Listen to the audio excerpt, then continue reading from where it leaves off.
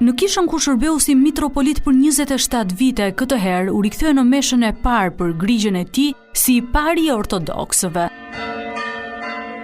Fortlumturia e tij Mzot Joani, kryepeskopi i zgjedhur vetëm një javë më parë si kryepeskopi i Kishës Ortodokse Autoqefale të Shqipërisë, zgjodhi që shërbimin e parë si kryepriv ta mbante në liturgjinë hyjnore në katedralen Ngjallja e Krishtit në Korçë, të dielën e 3 të Kreshmës së Madhe. Meshimi u cilësua si një ngjarje historike ku morën pjesë anëtarë të hierarkisë së Kishës Ortodokse të Shqipërisë, klerik, besimtarë e qytetarë të shumtë, por edhe përfaqësues të politikës lokale e qendrore. Në mesazhin që ndau, fortlumturia e tij bëri thirrje për bashkim, ndërsa besimtarëve u kërkoi të luteshin për të dhe për Kishën. Sot ne jetojmë në një kohë ku është një errësirë shpirtërore. E ndoshta një nga më të këqijat e qytetimit modern është mungesa e një jete shpirtërore. Teknologjitë kanë arritur kulmin, shumë gjëra janë zhvilluar, e megjithatë nuk ka gëzim në shpirtrat e njerëzve sepse mungon jeta shpirtërore, e mungon drita e vërtetë.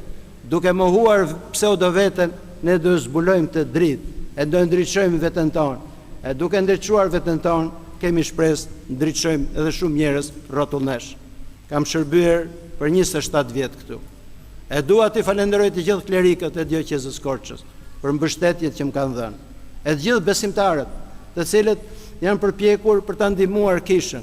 E ndarja nga një kohë kaq e gjatë nuk është e lehtë.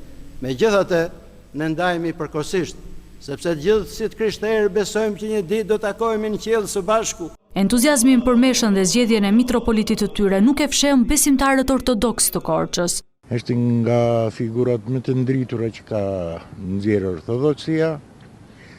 Është pasuesi denj fort lumturisë Anastasit që ndjeft Perëndia aty ku e ka marrë. Është kryepiskopi i Korçës dhe sot është në nderin e tij që bën meshën e parë si fort lumturia. Jam shumë i lumtur që despoti i Korçës u dha mundësia që të bëhet arkipiskopi i Shqipërisë.